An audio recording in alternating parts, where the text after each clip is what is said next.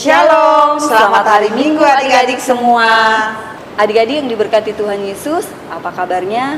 Bunda berharap adik-adik tetap sehat selalu, tetap sukacita walaupun saat ini kita masih beribadah dari rumah dengan secara online. Liturgos kita saat ini adalah Bunda Emma, Bunda Ina, dan Kak Dandi.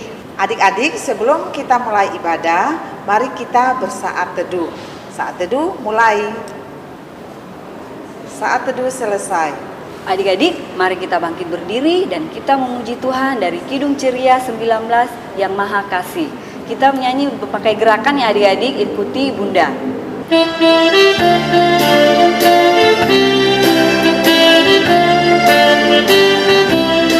Yang Maha Kasih yaitu Allah, Allah mengasihi bagiku. Aku selamatlah oleh kasih-Nya kepadaku. Adik-adik, sebelum kita masuk dalam firman Tuhan, adik-adik tentunya sudah siapkan Alkitabnya dan alat tulisnya. Nah, adik-adik, bacaan kita hari ini terambil dari Kisah Para Rasul 19 ayat 1 sampai dengan 12. Adik-adik, sebelum kita berdoa, mari kita bersama-sama memuji Tuhan dari Kidung Ceria 333 sebelum ku mendengarkan.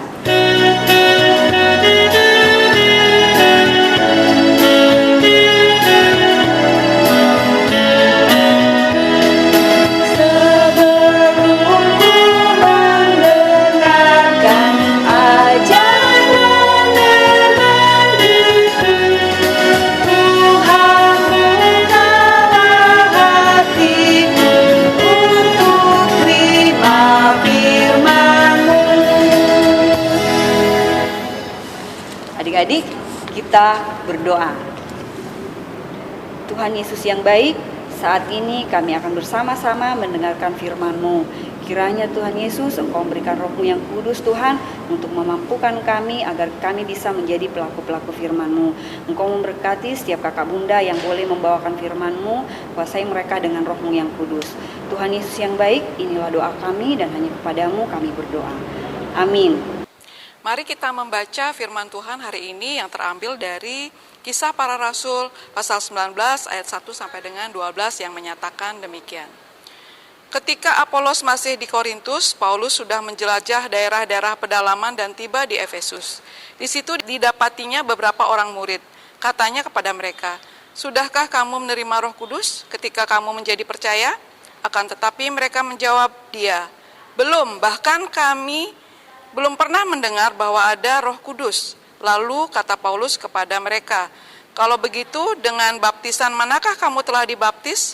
Jawab mereka, "Dengan baptisan Yohanes." Kata Paulus, "Baptisan Yohanes adalah pembaptisan orang yang telah bertobat, dan ia berkata kepada orang banyak bahwa mereka harus percaya kepada Dia yang datang kemudian daripadanya, yaitu Yesus." Ketika mereka mendengar hal itu, mereka memberi diri, mereka dibaptis dalam nama Tuhan Yesus. Dan ketika Paulus menumpangkan tangan di atas mereka, turunlah Roh Kudus ke atas mereka, dan mulailah mereka berkata-kata dalam bahasa roh dan bernubuat. Jumlah mereka adalah kira-kira 12 orang. Selama 3 bulan, Paulus mengunjungi rumah ibadat di situ dan mengajar dengan berani. Oleh pemberitaannya, ia berusaha meyakinkan mereka tentang kerajaan Allah. Tetapi ada beberapa orang yang tegar hatinya. Mereka tidak mau diyakinkan, malahan mengumpat jalan Tuhan di depan orang banyak. Karena itu Paulus meninggalkan mereka dan memisahkan murid-muridnya dari mereka dan setiap hari berbicara di ruang kuliah Tiranus. Hal ini dilakukannya 2 tahun lamanya, sehingga semua penduduk Asia mendengar firman Tuhan, baik orang Yahudi maupun orang Yunani. Oleh Paulus, Allah mengadakan mukjizat-mukjizat yang luar biasa. Bahkan orang membawa sapu tangan atau kain yang pernah dipakai oleh Paulus dan meletakkannya atas orang-orang sakit, maka lenyaplah penyakit mereka dan keluarlah roh-roh jahat. Demikian pembacaan Alkitab. Terpujilah Tuhan kita Yesus Kristus. Haleluya. Anak-anak, pada hari ini tema bacaan kita adalah Rasul Paulus memberitakan Injil di Efesus. Anak-anak, kota Efesus adalah kota pelabuhan yang berkembang sangat pesat menjadi kota yang sangat ramai, kaya dan bernilai budaya tinggi. Kota Efesus adalah merupakan pusat perekonomian di Asia Kecil. Nah, adik-adik, kisah para rasul 19 ayat 1 sampai dengan 12 ini menceritakan tentang perjalanan Rasul Paulus dalam misi pelayanannya yang ketiga, yaitu dari Galatia. Anak-anak bisa lihat di sini ya. Galatia, kemudian Frigia, lalu sampailah di kota Efesus. Nah, kota Efesus kalau dalam masa sekarang ini ada di Turki ya adik-adik ya.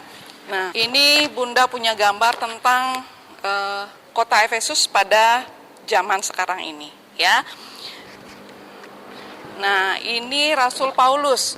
Anak-anak sekalian, Rasul Paulus adalah rasul yang sangat produktif. Rasul Paulus menulis begitu banyak surat, salah satunya adalah surat untuk jemaat di Efesus. Selain itu, Rasul Paulus adalah merupakan seorang pemberita Injil yang sangat berani, sangat gigih, tidak kenal menyerah. Ya, ini adalah Rasul Paulus. Nah, pada saat perjalanannya dalam pelayanannya di misi ketiga ini, Rasul Paulus berjumpa dengan 12 orang ya, 12 orang. Nah, di situ terjadi percakapan. Rasul Paulus menanyakan kepada ke-12 orang ini apakah mereka mengenal Tuhan Yesus, tapi ternyata tidak.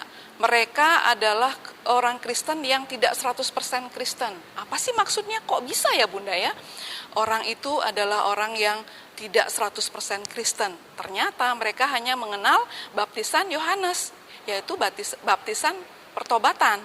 Nah, dan mereka sama sekali tidak mengenal tentang kerajaan Allah, tidak tahu tentang Roh Kudus, tidak juga kenal dengan Tuhan Yesus. Nah, melihat hal tersebut, Rasul Paulus merasa perlu untuk memberitakan Injil, menceritakan tentang kabar baik, tentang kerajaan Allah, tentang Tuhan Yesus, tentang Roh Kudus. Nah, setelah Rasul Paulus menjelaskan, menyampaikan tentang kabar tersebut, ke-12 orang ini mau menerima pengajaran dari Rasul Paulus dan akhirnya mereka memberi diri untuk dibaptis. Nah, setelah peristiwa itu, anak-anak, Rasul Paulus mengajar di rumah ibadat. Ya, kalau zaman dulu rumah ibadat apa namanya anak-anak? Iya, betul, sinagoge. Di sana Rasul Paulus mengajar selama 3 bulan. Nah, tetapi apa yang terjadi pada saat Rasul Paulus mengajar? Nih, anak-anak perhatikan ya. Ini adalah gambar di mana Rasul Paulus melihat pada saat pengajaran itu tidak semua orang menerima pengajaran Rasul Paulus. Ada yang mengeraskan hatinya, menegarkan hatinya, menolak tentang pengajaran dari Rasul Paulus. Bahkan ada yang menghina dan mencaci maki ya tentang pengajaran atau pemberitaan Injil yang disampaikan oleh Rasul Paulus di sini. Anak-anak bisa lihat ya. Jadi pemberitaan Injil juga ada tantangannya ya. Tidak semua orang mau menerimanya. Nah, tetapi Rasul Paulus, kita harus belajar dari Rasul Paulus. Rasul Paulus tidak menyerah, tidak sedih, tidak kecewa, tidak sakit hati, tidak putus asa. Ketika banyak orang juga tidak mau menerima pengajaran atau menolak dari pemberitaan Injil ini. Tetapi bahkan Rasul Paulus lebih semangat lagi, lebih berani lagi untuk memberitakan Injil. Nah, pemberitaan Injil ini, pengajaran ini diteruskan oleh Rasul Paulus di ruang kuliah di Tiranus. Dilakukan selama 2 tahun ya. Ini adik-adik lihat ya, anak-anak lihat ya. Rasul Paulus tetap semangat memberitakan Injil tentang kerajaan Allah di ruang kuliah di Tiranus. Nah, adik-adik, anak-anak sekalian, dari firman Tuhan kita hari ini, apa yang bisa kita pelajari? Ada 3 hal yang kita bisa pelajari ya. Yang pertama, bahwa pemberitaan Injil tidak hanya disampaikan atau diberitakan di Efesus saja, tetapi di seluruh dunia ya, di semua penjuru dunia, seperti apa yang sudah diperintahkan oleh Tuhan Yesus ya. Adik-adik bisa lihat, bisa baca di Matius ya. Matius pasal 28 ayatnya yang ke-19. Kita baca ya.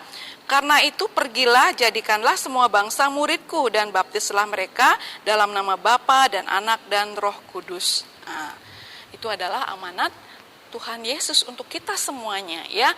Belajar dari Rasul Paulus yang telah memberitakan firman Tuhan, beritakan Injil. Kita sebagai anak-anak Tuhan juga harus memberitakan kabar baik, memberitakan Injil, memberitakan tentang Tuhan Yesus, ya, di tempat kita berada, ya. Nah, apa yang kita lakukan? Kita loh masih kecil, Bunda. Gimana caranya kita memberitakan firman Tuhan atau memberitakan Injil? Nah, anak-anak bisa lihat nih, ini adalah salah satu caranya.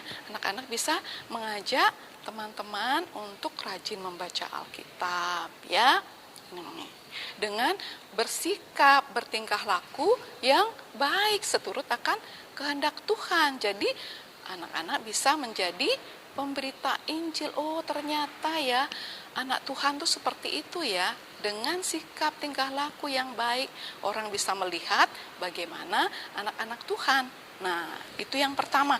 Lalu yang kedua, apa yang kita pelajari dari Rasul Paulus? Yang kedua adalah ternyata pemberitaan firman itu tidak gampang. Ya, ada orang mau menerima, tapi ada juga orang yang tidak mau menerima, anak-anak, ya.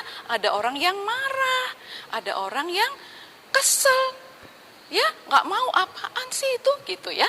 Kadang-kadang ketika kita melakukan perbuatan baik, mengajak orang lain melakukan perbuatan baik, mereka tidak mau dengar, tidak mau menolak, tidak mau menerima, bahkan menolak, bahkan memusuhi kita. Contohnya ya, kalau misalnya nih ada temannya anak-anak yang melakukan kesalahan, lalu anak-anak menegur, karena kan nggak boleh lihat orang yang salah terus-terusan, kita harus menegur, kita harus memberitahu dia agar dia bisa memperbaiki kesalahannya. Nah, itu salah satu contoh ya. Tapi belajar dari Rasul Paulus, anak-anak tidak boleh marah, tidak boleh sedih, tidak boleh kecewa, apalagi putus asa. Dan karena keputusasaan itu anak-anak tidak mau memberitakan Injil, tidak mau menjadi anak yang baik, menjadi anak Tuhan yang baik. Nah, itu salah ya. Nah, jadi itu pelajaran kita yang kedua. Lalu yang ketiga apa? Pelajaran kita harus bersyukur, mengucap syukur kepada Tuhan Yesus. Untuk apa? Untuk mama papa, untuk kakak bunda layan, untuk bapak ibu pendeta, untuk para majelis yang sudah dengan setia memberitakan Injil, menceritakan tentang firman Tuhan, tentang kerajaan Allah. Ya, bapak ibu pendeta setiap minggu memberitakan firman Tuhan, ya, melalui ibadah. Nah, kali ini pun kita beribadah, ya. Anak-anak harus mengucapkan terima kasih kepada mereka yang sudah memberitakan firman Tuhan. Sebab jika tidak ada mereka yang memberitakan firman Tuhan, maka kita tidak akan mengenal Tuhan Yesus, tidak mengenal juru selamat kita, tidak mengenal Roh Kudus, tidak tahu apa yang harus kita lakukan. Oleh karenanya lah kita harus mengucap syukur kepada Tuhan dengan berterima kasih kepada semua yang Bunda sebutkan tadi, Bapak Ibu pendeta, pelayan PA, kemudian mama papa di rumah. Lalu, nah ini contohnya nih, anak-anak bisa lihat ya, ini seorang pelayan yang sedang bercerita.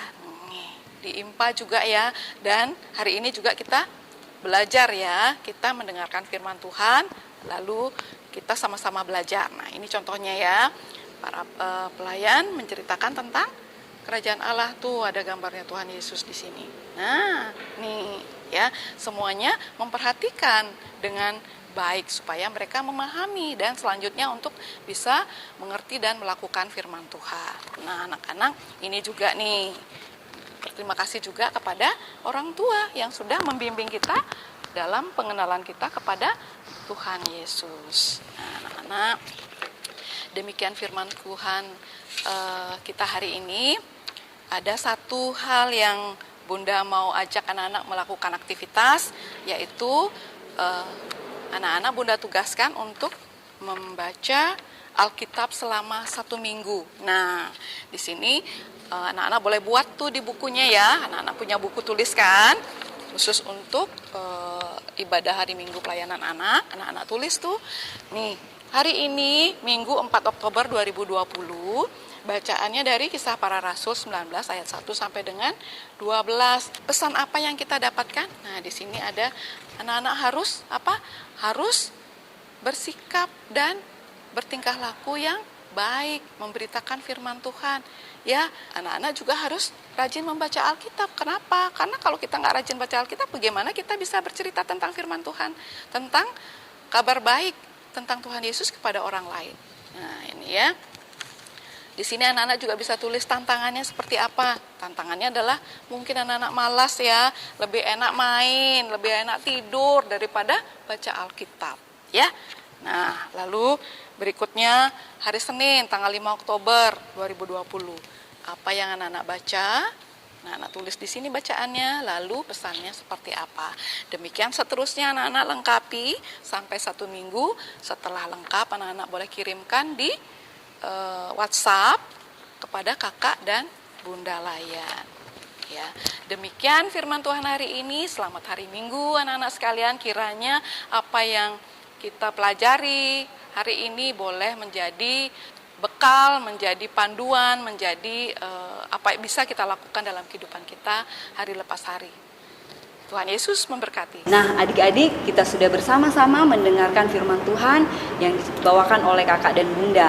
Mungkin ada aktivitas yang harus adik-adik kerjakan, jangan lupa dikerjakan ya adik-adik. Nah, kita akan bersama-sama meresponi firman Tuhan dengan bernyanyi dari Kidung Ceria 77, Kisahkanlah Tentang Yesus.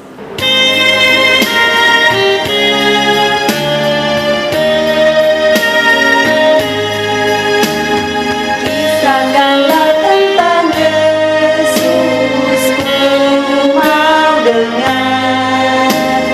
Andaikan Dia di sini, ku bergema. Dan ku tanyakan mujizatnya, kisah Tuhan tuturkanlah. Adik-adik, tiba saatnya kita akan masuk dalam doa syafaat yang dibawakan oleh Kak Putri.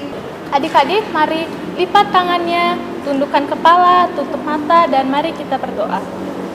Tuhan Yesus, kembali lagi kami datang ke hadirat-Mu. Terima kasih Tuhan, karena kami sudah mendengarkan firman Tuhan pada pagi hari ini yang telah dibawakan oleh kakak dan bunda Layan. Tuhan Yesus, kami ingin berdoa untuk seluruh anak Layan dan para orang tua, agar mereka tetap sukacita dalam mengikuti maupun mendampingi ibadah dan sekolah online selama COVID-19 ini. Kami juga mau berdoa agar Tuhan bisa melindungi kami semua, agar kami tetap sehat, kuat, dan terhindar dari virus COVID-19 ini.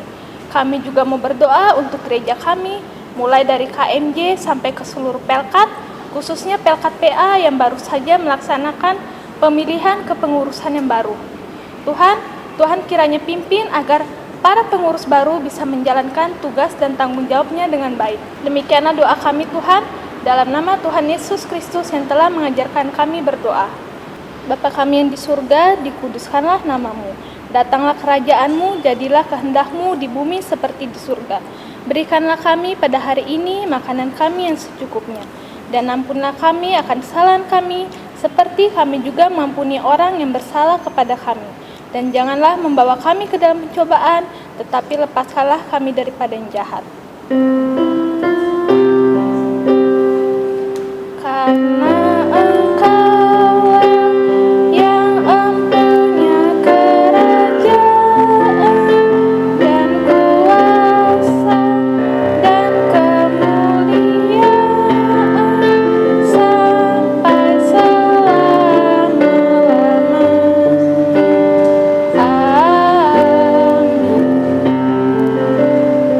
Adik-adik diberkati Tuhan Yesus, tiba saatnya kita akan memberikan persembahan kita. Kita bersama-sama memuji dari Kidung Ceria 205, Aku Suka Membagi.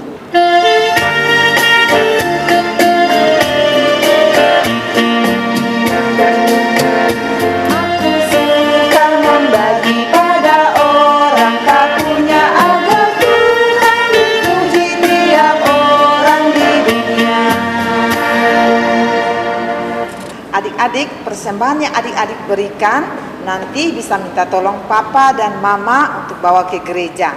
Tuhan Yesus memberkati persembahan adik-adik semua. Nah, adik-adik, untuk mengakhiri ibadah kita hari ini, adik-adik, kita akan berdiri dan memuji Tuhan dari Kidung Ceria 199, Kusuka menuturkan.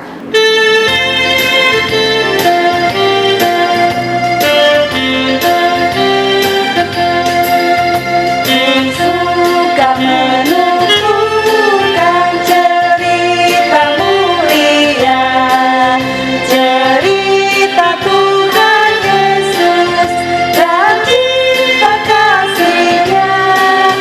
Kusuka menuturkan cerita yang benar, penawar hati rindu, pelipu terbesar.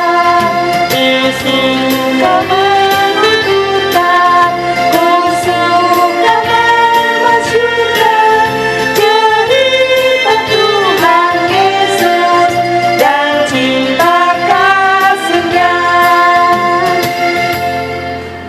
Adik-adik, mari kita lipat tangan dan kita satu dalam doa. Kita akan membawa persembahan kita dan kita akan menutup ibadah kita. Kita berdoa.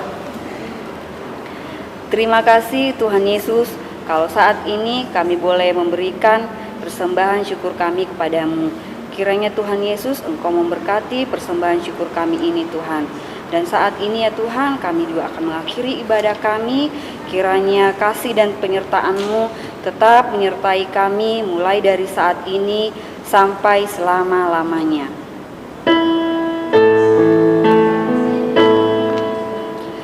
Anugerah Tuhan kita Yesus Kristus, pengasihan Allah, persekutuan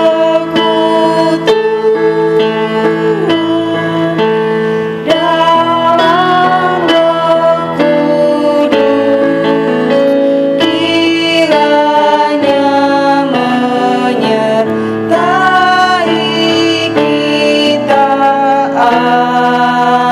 Amin. Nah, adik-adik, ibadah kita sudah selesai. Kita akan tutup dengan mengucapkan Immanuel. 1, 2, 3. Immanuel. Selamat hari Minggu. Tuhan Yesus memberkati.